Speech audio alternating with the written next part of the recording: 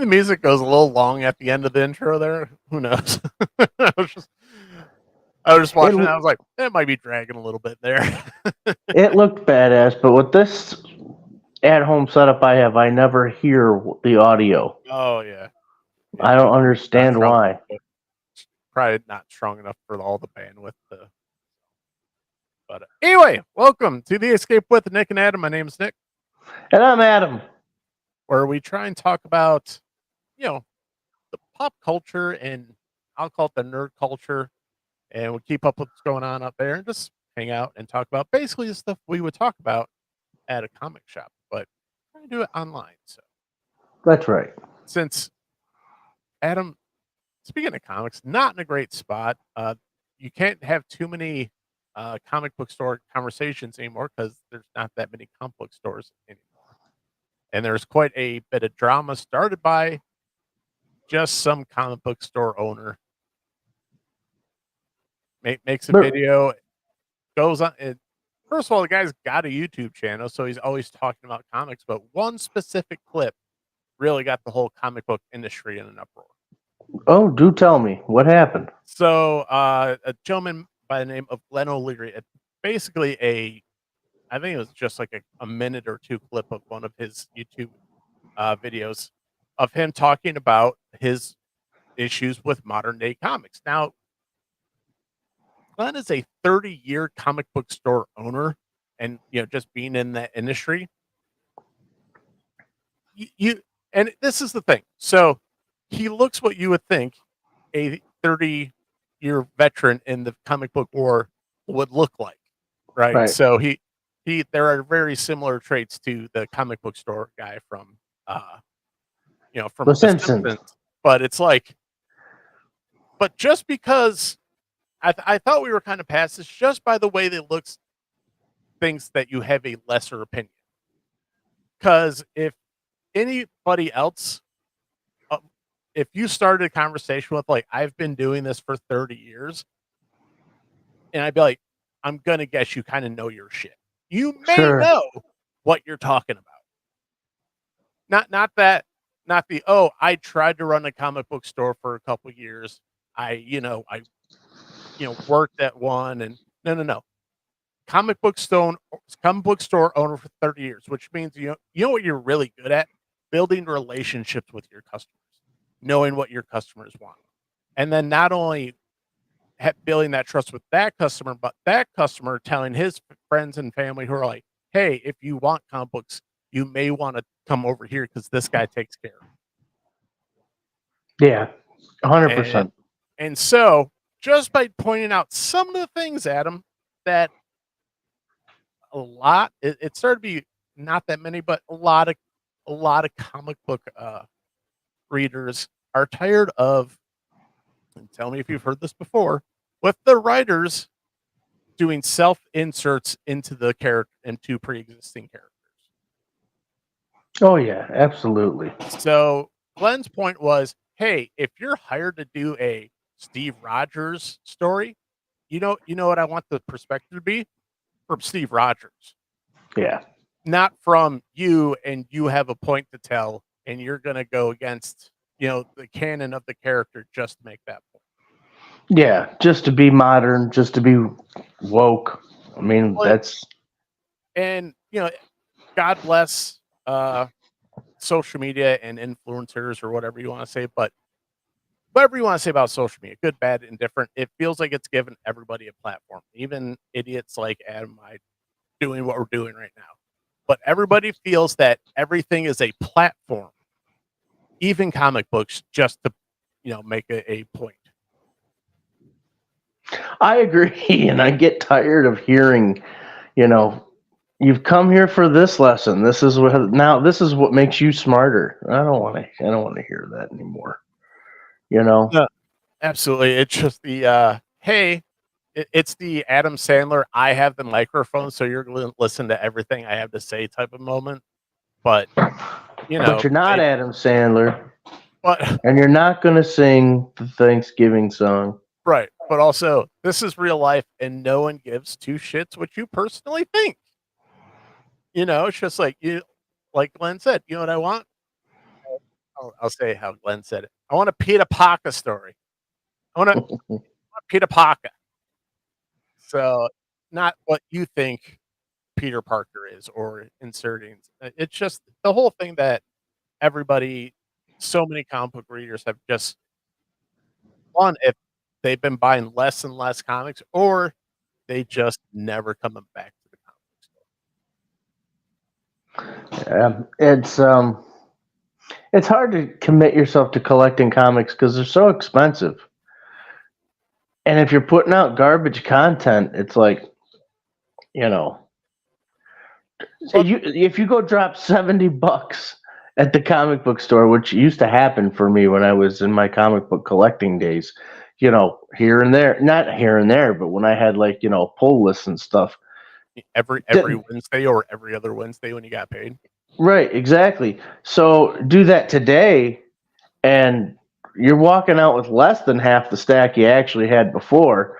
That's $70 if you're gonna if you're gonna spend in that kind of volume and get those kind of comics, you're gonna almost triple that. Because that's what you had budgeted for. Be like, okay, I can do $70, you know, let's say every week or every other week. And if you're saying, okay, cool, like you said, you might be able to walk out with, you know, a few years ago, 10 to 12 books, maybe 20 books. And now you're down to like 6 or 7. It's like, well, now we're down to 6 or 7 books. And we really, really got to decide which ones we're picking up. You know, you may not be picking up all the Superman, you know, all the Batman, all the X-Men stories. You might have to be like, I can only afford 1 or 2 of these, right? And you're going to pick the, oh, well, I really want the good one, right? The best of the best. Not the, oh, I'm going to take a shot on this one. Yeah, you want this. You want to follow the writers that you like, and if the writers that you like aren't, you know, putting out your favorite character, oh well, you're still following the writer you like. So you're gonna read something. You might read something totally different than your favorite character because I don't know, you know, somebody like piece of shit Tom King could be on, you know, your favorite characters. Put a chick in it, make her gay. Fuck Indiana Jones, put a chick in it and make her lame and gay. I wish I could hear what it said. Put a chicken and make it lame and gay. Yeah, there you go. Make it lame and gay. So, but yeah, I mean that's the thing. Like, you become fans of it. You come like, you know, like you would go follow a band. right. I followed, you know, Fish or the Dead or any of that, but you're like, hey, they're going over here. Yeah, man, they're going from Marvel to DC. Oh boy, I can't wait to see what they do with those X-Men. I can't wait to see what they do with that Bat family. Now it's like, I hate the Bat family. Crush your fingers. Okay. I don't mind. Okay, to an extent, I like the Bat family, but not every major franchise in DC needs a bleeping family. That's why I hate the Bat family. Because it started that, Yeah. It's annoying. And the Bat family is actually older than you think, too.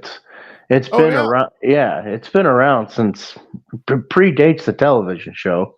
Oh, really? You know. Yeah. When Betty Kane and Kathy Kane were, you know, Batwoman and Batgirl. Long before Barbara Gordon, they were considered Bat family. But so I digress.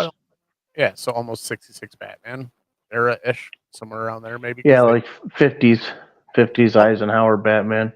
Oh, okay. Where he was Citizen Batman. You know, walking you know. Around. Yep. But you know, it was always subtle, at least then. You know what I mean? Well, yeah, it's look, man. Everybody goes back to the X-Men, and I was actually listening to a video just the other day where obviously, you know, Stan Lee and everybody was not that forward thinking. They did not make the X-Men for the allegory for, you know, civil rights. Right. That really got kind of established more, I think, in the 97 animated series. where I think that's where it got pushed the most, because there was a lot of allegory in the cartoon. Oh gosh, yeah, like Jim Crow law type allegory. Yeah, They don't but serve also, mutants here.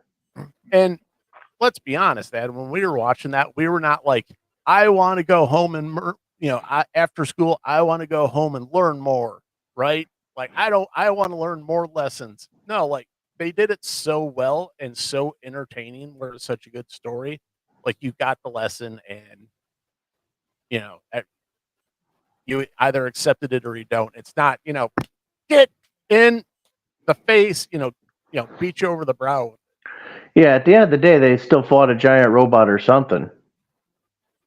Well, it's funny. I wasn't sure I was going to work this in, but it's funny you said a giant robot. So anything of Transformers. Adam, I was just watching this clip of Peter Cullen talking about when he was going to do Sorry. the audition, going to do his audition for Optimus Prime for Transformers. Oh yeah. Have you seen that story? No. Let me see if I can find it real quick, because it's like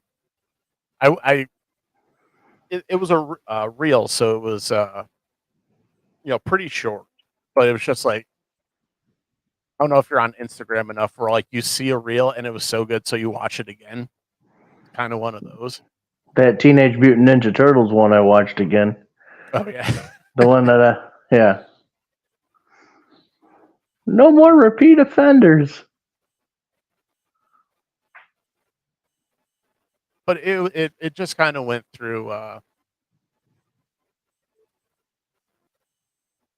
how he actually decided how to do the Optimus Prime voice, because they always had that real nice deep baritone voice, but Yeah. you go with it. But and his brother was they were sharing an apartment at the time, and he was a veteran, Vietnam veteran, and he was a Marine, well decorated veteran, and he Peter really looked up to his brother, and he was kind of like, well, what where are you going today? And he's like, oh, I got an audition to be a truck. And he's like, okay. He's like, but it's a hero truck. And he's like, you listen here. If you're going to be a hero of any kind, you go and be a real hero, not a Hollywood hero. And it's just like, oh shit. Like, Ooh. it's like, damn. So then, when he went to go do the audition, he did it in the tone and the style of his brother. So it was, so when you hear Optimus Prime, like that's Peter Cullen's brother talking, the Marine, where it's just that very straight to the point, like hammer. Yeah. And to this day, and because I watched it a couple times, I damn near started crying. Like I was like, okay, we gotta go funny, stupid clip, right?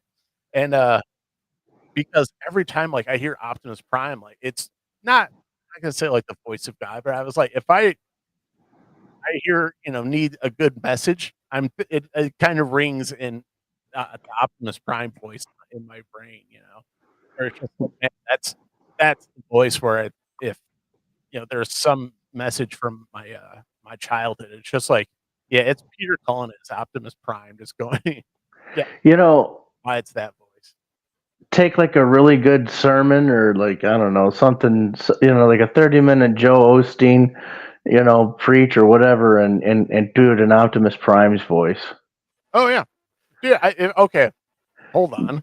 Wait a second. If there's a version of the Bible, if they did the Bible in Optimus Prime voice, that might be that might be a moneymaker. I know you're not supposed to, make money off I think that would upset God. We'll give it to charity, I guess. Damn it, but okay. In the beginning. Exactly. Well, who did that?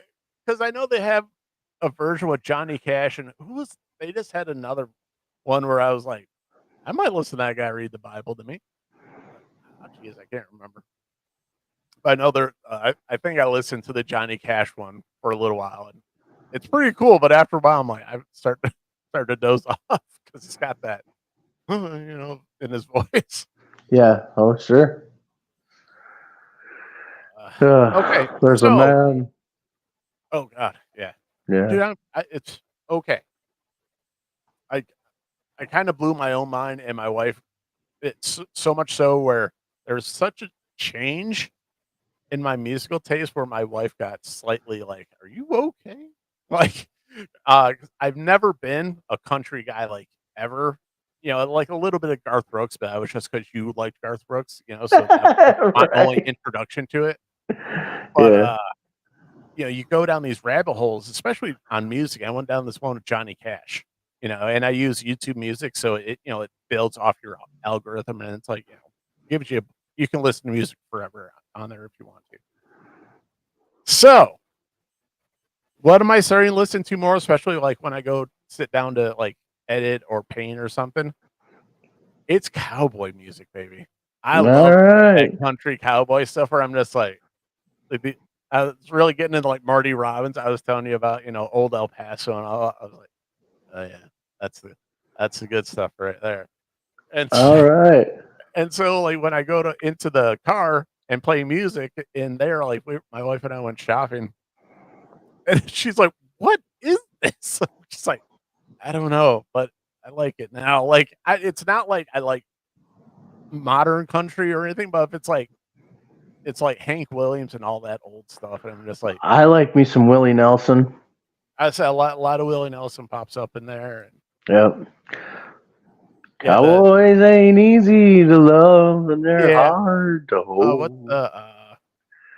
the with him and Johnny Cash and The Highwaymen. yeah, the Highwaymen.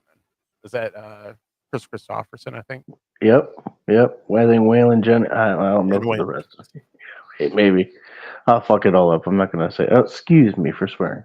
Hold on one second. I'm going to have a drink of Pepsi Zero here, but I got to Oh. put you down. Ugh. Anyway, I'm so still here.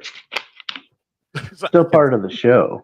I'm still here. So, Adam, getting back to it, guess who stood up for Mr. Glenn O'Leary, the comic book store owner? Who? One Mark Miller. Oh, yeah? Yeah.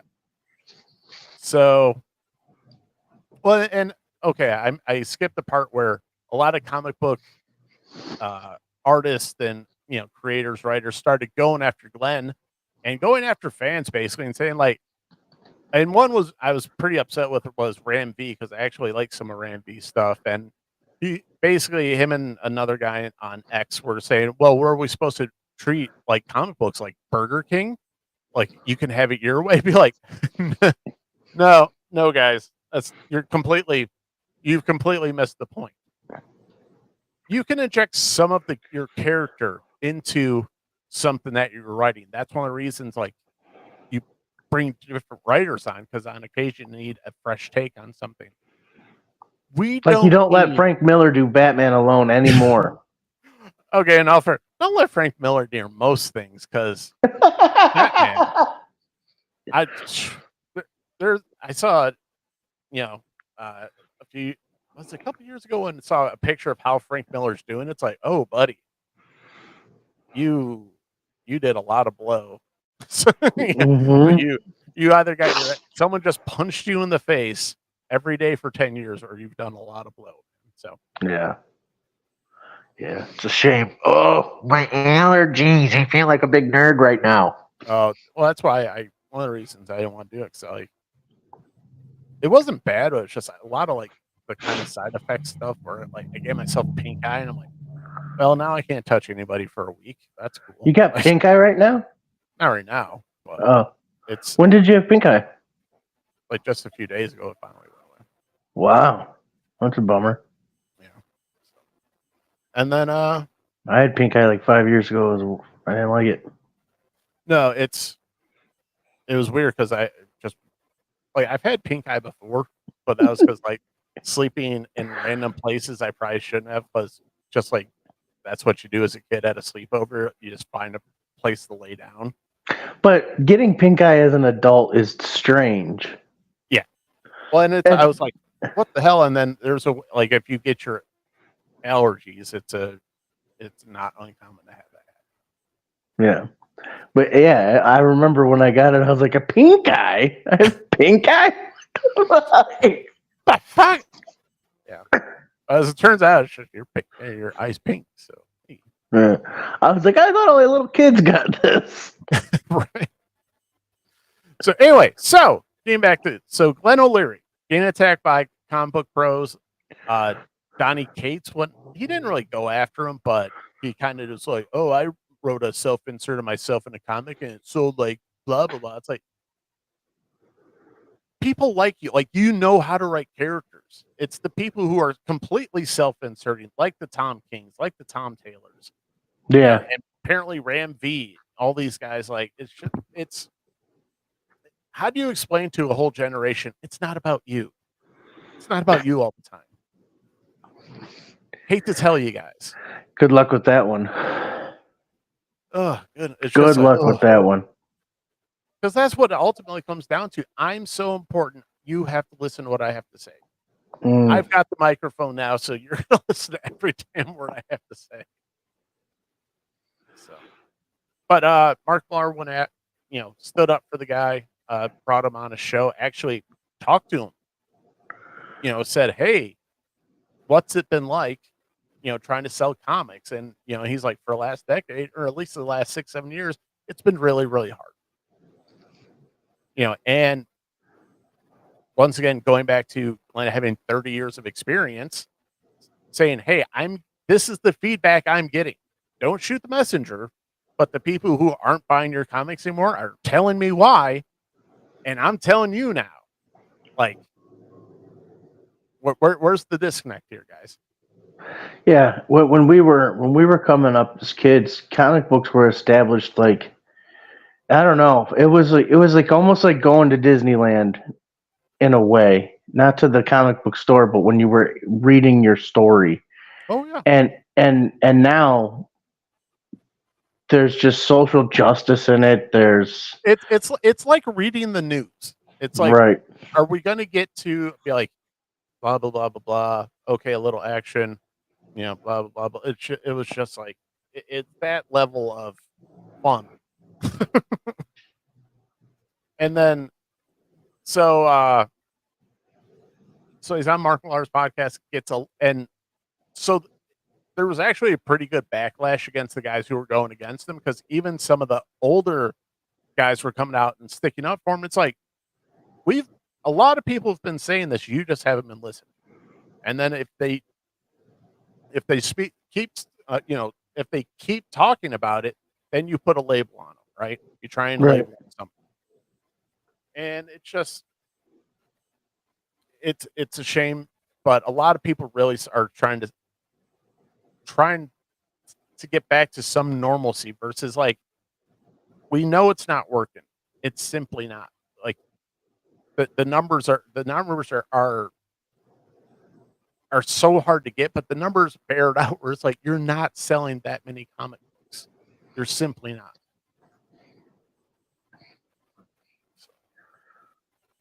Yeah. Well, they made the omelet, and the omelet tastes like shit. Yeah, you were given the ingredients how to make a very good omelet, and then you put your own bullshit in it, and you're like, why don't you like my omelet? You're like, it's like shit. Is that tofu? Yeah, is that tofu in my Western omelet? So good anyway, on Mark Millar. I was gonna say, end of the day, Mark Millar, or Mark Miller, whatever you say his name. I've been going back and forth like all week. It's like I've been saying Millar for so long, but it's kind of one of those. I guess he doesn't mind because everybody kind of says it either way. I believe it's Miller. So I think you're right. But it's crazy, Adam. It's a guy who saw someone getting bullied, and he stuck up for him. Yeah, almost like what a superhero. What a superhero would do. That's right. So, and then you had some other people trying to go after now Mark Millar. like Mark Wade went after him and said, "Oh, it's such a shame that this has-been guy is blah blah blah." It's like,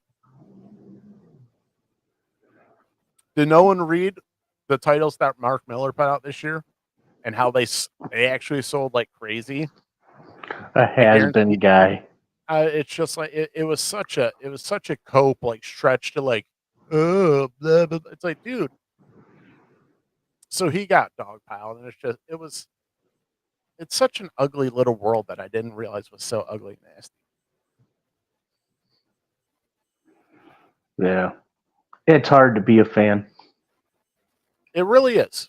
It's like you said, you have writers that you go after. You know how many fans that guy just lost by going after Mark Miller, the guy who's actually trying to, make solutions for the industry and not just point blame like so many people like to do. Only time will tell if they turn their, if they can get their act together and pull it back. But Well, and I wonder because also big news week for Mark Miller this week. So he's taking all of his Millar stuff over to Dark Horse. yes, I heard about this. Yeah, so it makes me wonder. I was like, because he was at Image. Now it could be simply just so he can consolidate all his stuff, have all his stuff on one platform. But also, I wonder if how much of a sweet deal he's getting with Dark Horse, and this is strictly my conjecture. But if he gets a portion of like ownership of Dark Horse, then would that allow him, or even make him able to make offers to other talent, saying, "Hey guys, you can go to Image, you can go wherever you want, you can go to Big Two if you want to take your projects there, or do you want to come over here to Dark Horse and actually have freedom over here to do what you want? And by the way, we're gonna hire the best artists for you. We got Jorge Jimenez on speed dial." So, Well, talk about being a superhero in the comic book biz if he did do that. because that was one of his solutions. It's like, hey, look, guys, creators always want to create, but if they have no incentive to bring it to you, then why would they let you just bastardize it like you always do? Exactly. Excuse me. So, but yeah, I think it's a little bit of a wake up call for the comic book industry. We'll see. I really hope they say, "Oh, hey, maybe we're going to take just an extra look at ourselves in the mirror and say if we're actually doing anything good for this industry, or if I'm just trying to do what's best for me." So, Yeah, well, like I said, time will tell. We'll see what kind of conversation about comic books we're having in 2 years. You know what I mean? well, and that's one of the things that I forget the comic book store owner's name. But basically, that's what he said. He's like, we've got the way things are going. We've got 2 years. 2 years to sell of Big Two. Beyond that, he's like, no one's going to want your shit. And then some comic book stores might be able to survive, but overall, then you're talking probably death of Brick and mortar. 80 to 90% of all the comic book stores. And that's, I say it's not like the doors are staying open because of comic books anyway, but they're tabletop gaming and toys. Yeah. But I mean, no one's going to open a comic book store. If they're selling not to sell new comics, Right. Because I've always said that was like my dream job. Like if I won the lotto tomorrow, I would go open a comic book store, and that's what I would do. Well, yeah, but you wouldn't be dependent on the comic book store to live on and eat on and because one of the channels I watch a lot is Gary from Neurotic, and comic book store owner for however many years. He's just like, you're lucky if it's a break even year. That's kind of what you're shooting for, is basically just to break and not take too much of a bath on a bad year.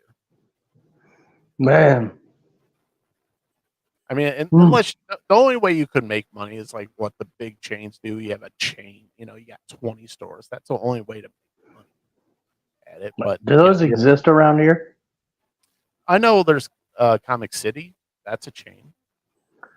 Here? Yeah, because there's one in Chesterfield. There's one in West Bloomfield.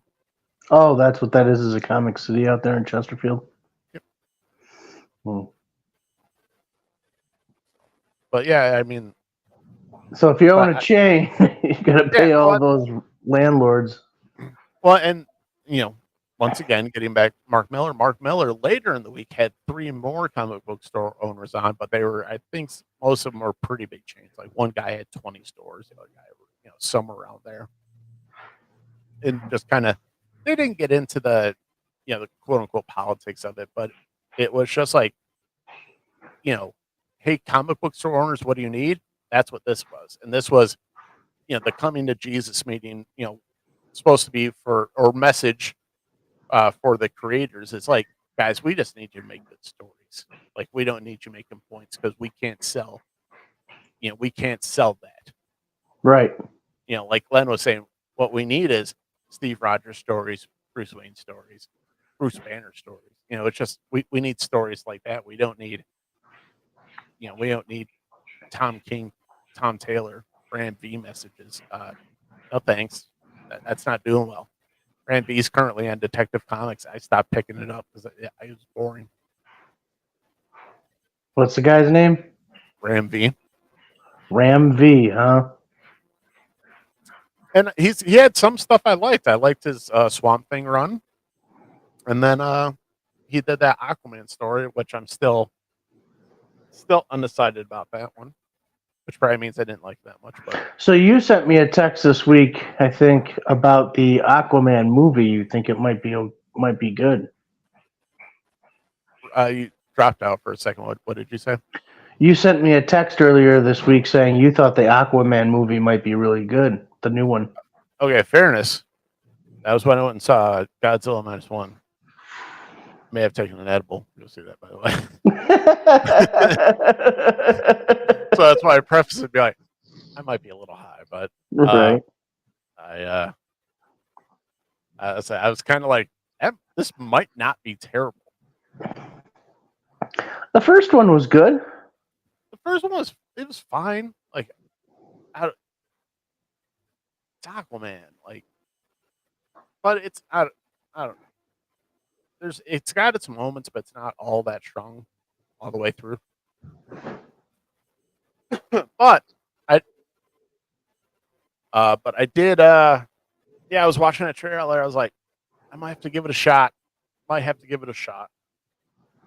I often get mistaken for Jason Momoa. When you pop on, sometimes I go, Jason Momoa. Ah. So, but it'll be an interesting. Sometimes there's the battle offs, or maybe just a battle in the box office. But this one's not quite in the box office. But it's Aquaman is opening against Rebel Moon, Zack Snyder's Rebel Moon. Whoa, Rebel Moon. Yep. Like a Star Wars movie? Apparently, the idea was this was kind of pitched to be in Star Wars, and it was rejected. So, and then he's kind of said, well, I'll just do my own thing then. Well, whatever, Zack Snyder. But it comes out on 21st, 22nd next week on Netflix. And so some of the reviewers have gotten on Rotten Tomatoes. Adam, you care to venture to guess what? Probably tearing it apart. It sucks, right? It's terrible. Yeah. It's the worst thing ever. Yeah, give me a number though. What do you think? Oh, I don't know. 0%. What is the scoring on? It's based out of 100, like on the test. So okay, so 0 to 100. So it's probably got 0. is 17% on Rotten. 17%. Well, it's doing pretty good. Yeah, it's not. I mean, it's way better than I thought it was. So, Yeah. see, that's Adam. That's how I get myself in trouble because I go into movies like that sometimes. I'm just like, well, this is gonna be terrible, and then if it's like out of 5, I'm like, no, not that bad. So, I just had to shoot someone at point blank range with a spray bottle. oh, right to the face, On the side of the head. down into the left. Down into the left. Oh man. So Adam, what's your interest in between Aquaman and Rebel Moon? And does any kind of get your nerd juices flowing? Aquaman, not so much. But the Rebel Moon thing, it's going to be on Netflix. Yep. Yeah, I'll definitely watch that. Just for the sake of it's something different to see. Right. You know what I mean? I got a feeling that, Aquaman 2 is, I don't know. I've just been there, done that. That horse is dead. Well, yeah, It's been dead for a long time. It's literally And- like the yeah. Okay, so the horse died a mile ago, and it's just getting to the finish line. Yeah. So let's Yeah. just slide in there. Okay. I don't believe for one. I mean, maybe, but I don't believe for 1 minute that Aquaman 2 and Blue Beetle are going to connect into the new universe. I just don't believe it. I know he said that at the beginning of 2022, but with James Gunn, but I don't believe it. And it's such a shame because I think he's already lost a lot of fans who are going, dude, you're full of shit. Like you don't believe what you're saying. Especially with a generation who's grown up on YouTubers, where usually the most genuine kind of YouTubers, kind of, flush themselves out. The ones that at least stick around. Mm-hmm. So this generation's BS meters is pretty freaking high. And it's just when people are like, James, dude, just say we're starting fresh. There's nothing wrong with saying we're just starting fresh. Yeah. Because you might get 1 or 2% of the audience to say, oh, it connects to the new one. I'll take that bait. But the only people who were gonna go were the ones who were gonna go no matter what. Probably like you or I or something. They have to release the movie because the movie isn't paid for yet. Yeah. And that's it. That's and the same thing with Blue Beetle. You know what I mean? It was the same thing with Black Adam. Henry Cavill was never coming back, and everybody knew it. It was just a hype train, man. Oh God, And it's finally over.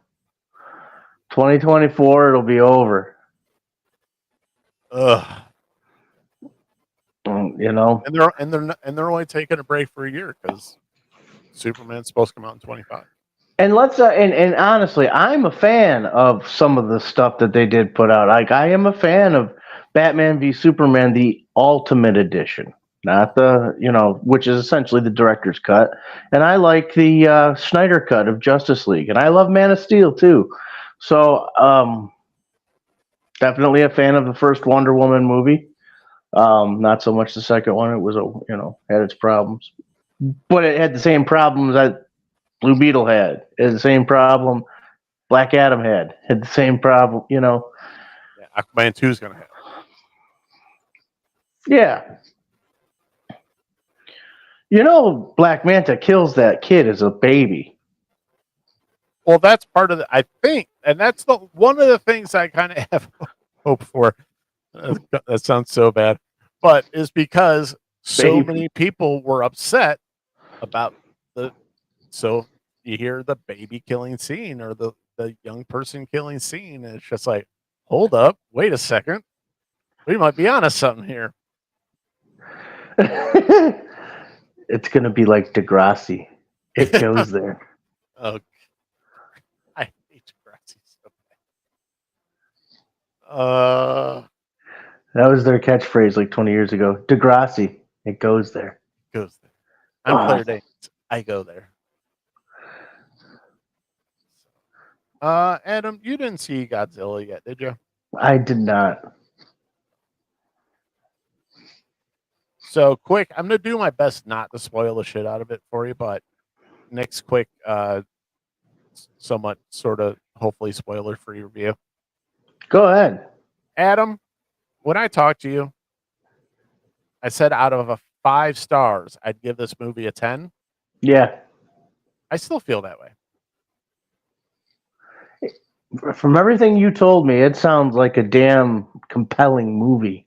Well, that's it. It's not just a monster movie. It's not just the Godzilla movie. The freaking human story is so compelling and so like I've never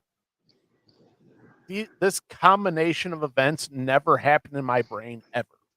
Like that type of story where like I never thought of this story. You know, because how many times in like a especially in a sci-fi movie or a drama, like you already know everybody's motivations. You know, if it's a a revenge movie, guy's daughter gets killed. Well, you know what that guy's going through. You know what the story is. Exactly.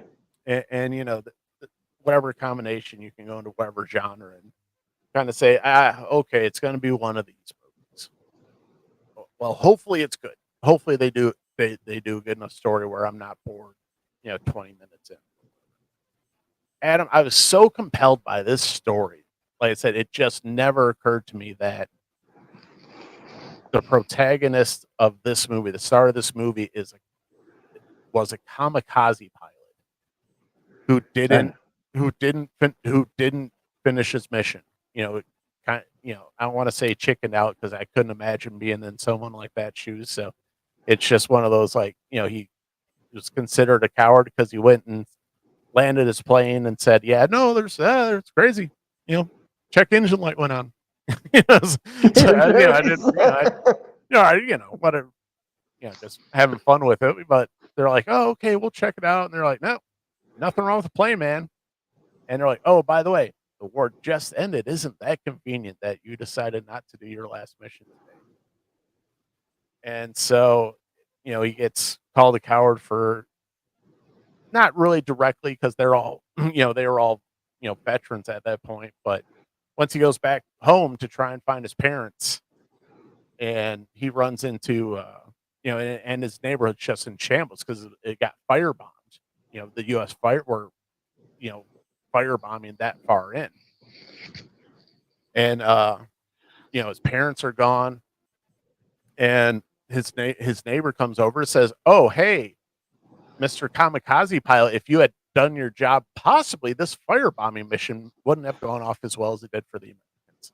And it's just like, holy shit, like that's thick stuff. I'm just like, that's surreal. Yeah, I'm just like, holy moly. And it was just, and then the family that ends up going, because this ends up being over a couple years, so you kind of start to see Bill's a little bit of a family and everything, and the dynamics of that. I'm just like, oh my gosh, like the human story in this is so damn good. It has no right to be as good as it is, and that's what really that pushes this movie over the edge as a Godzilla movie. Because I remember seeing the Japanese movies when I was a kid, and it was like, oh, okay, but I can't really tell you like what happened because it was Godzilla, and everybody knows and everybody knows the how they were dubbed and all that. But even the Matthew Broderick one, which we watch on occasion, but it's not like that should be included with the Godzilla genre. But Matthew Broderick is Godzilla. Matthew Broderick as Godzilla. He's Gojira. Yeah. But no, and this movie, it hits so hard on so many levels. Can I talk about something that's sort of controversial, like to say? Okay. The movie Glory is a wonderful movie. It's awesome. But Matthew Broderick is not fucking believable in that movie. No, he does not come off as a leader of men or leader of men. Hi. Like if you contrast that versus Jeff Daniels' portrayal of oh gosh, what's his name from Gettysburg, Joshua Chamberlain, Mm. and you're just like, oh, I would follow that man into war every single day and twice on Sunday. Yeah, he just plucked you out of some scenes, you know? Just plucked you right out of the movie. Yeah, but I think, and if I thinking now because it kind of has to because he can't come off as a hardcore badass leader because then he would come off as one of the other ones who were trying to hold back blacks being Yeah. allowed to serve. So you had to draw that distinction somewhere character wise, and plus you have to have someone who's probably of privilege in that day, and a privilege is probably very similar to today. I don't really have an argument with the character. It's just he just was Matthew Broderick to me. That's all. Well, and let's be honest, that's probably why he has not had an exactly prolific career as an actor. Yeah, very 'Cause true. kind of the same thing with Mark Hamill. Be like, hey, Mark, so what have you really done besides being the Joker since Star Wars? So, besides being I'm the Cocknocker, Joker doing Skeletor. right? I'm Cockknocker.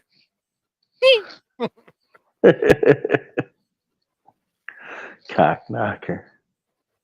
But Godzilla. I want to go get some -1, power converters. idiot. But Godzilla -1, Adam, is and I think they're actually kind of letting it run through. the theaters Godzilla now. -1 Adam. That's what caused this whole thing. Sorry, a little giggly. So, and I think I forget exactly where it fell in the box office numbers, but I know Adam, the budget for this movie, it's being reported somewhere between 15 and 35 million. And No. the effects in it are it's totally it's triumph. It's a triumph, I'll say it. So Yeah. for that budget, but also at the same time, there have been reports where the director came out and said, "I wish the budget was 15 million." So it might be even less than that. So Okay. it's kind of like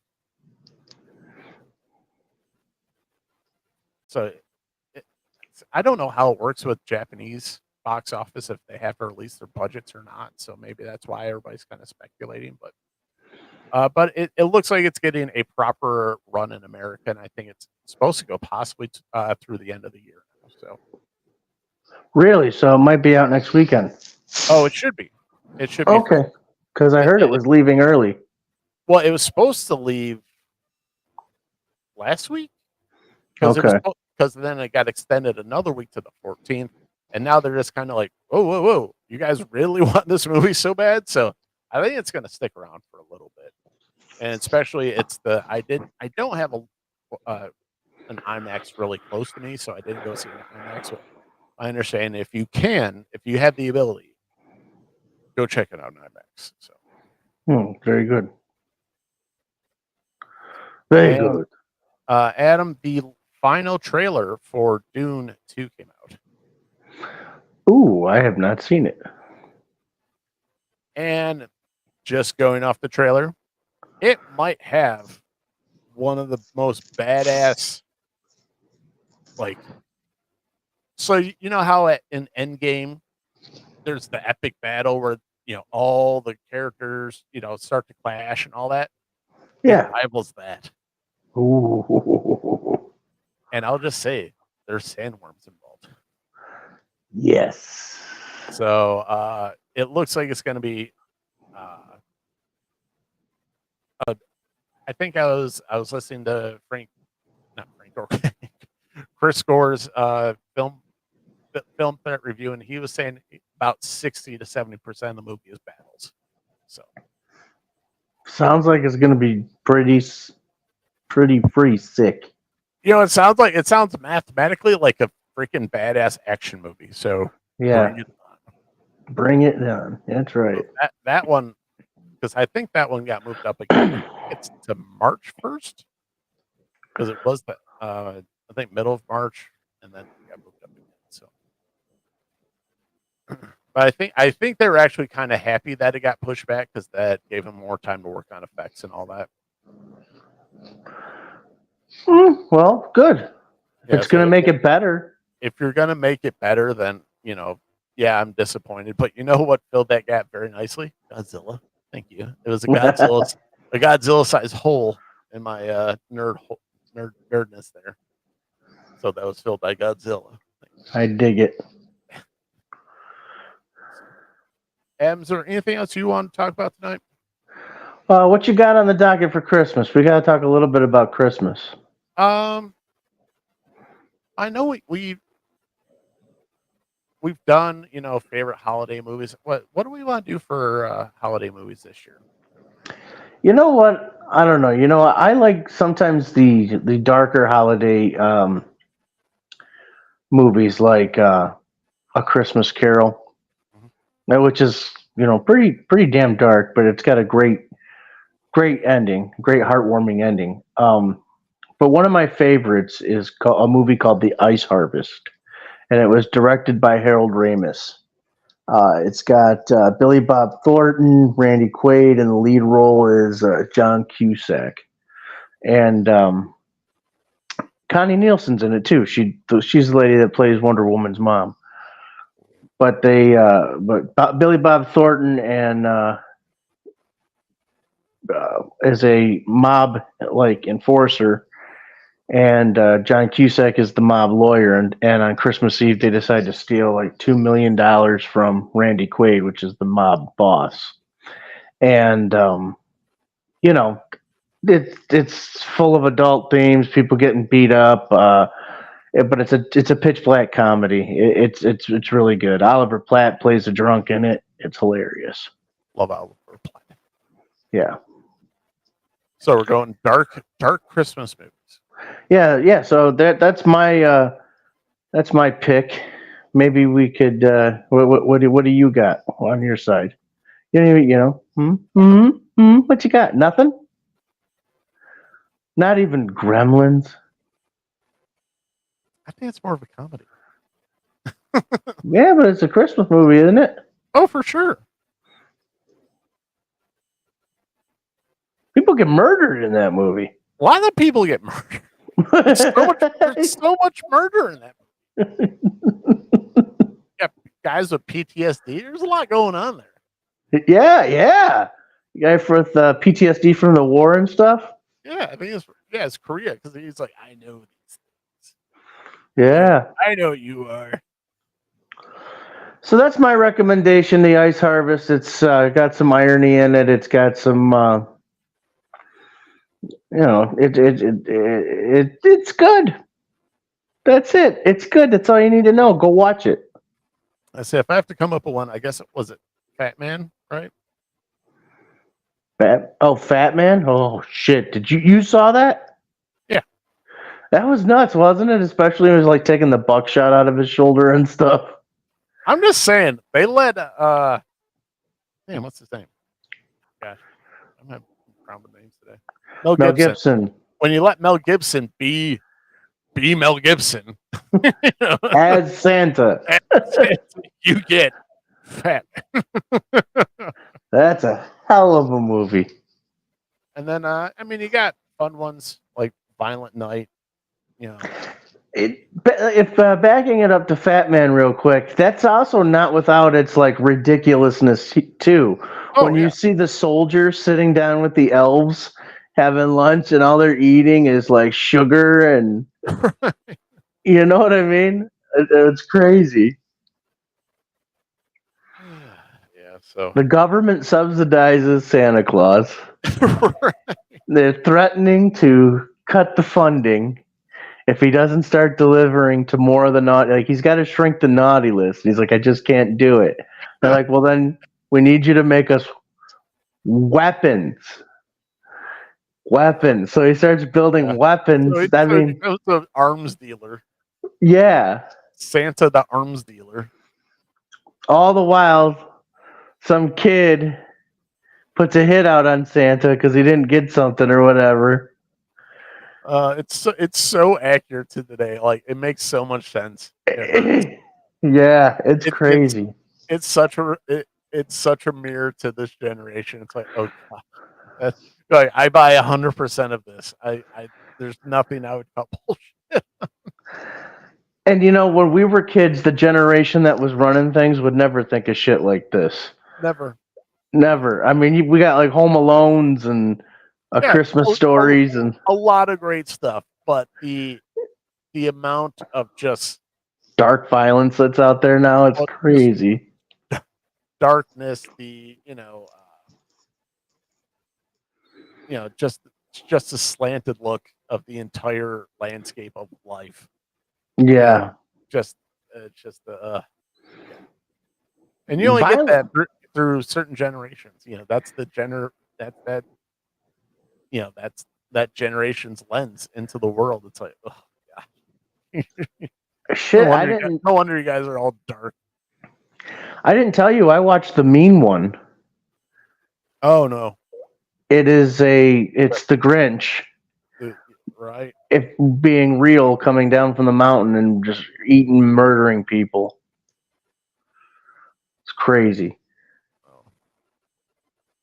Oh goodness. They never call him the Grinch. They call him the Mean One. Right. Yeah, because you can't have too much fun.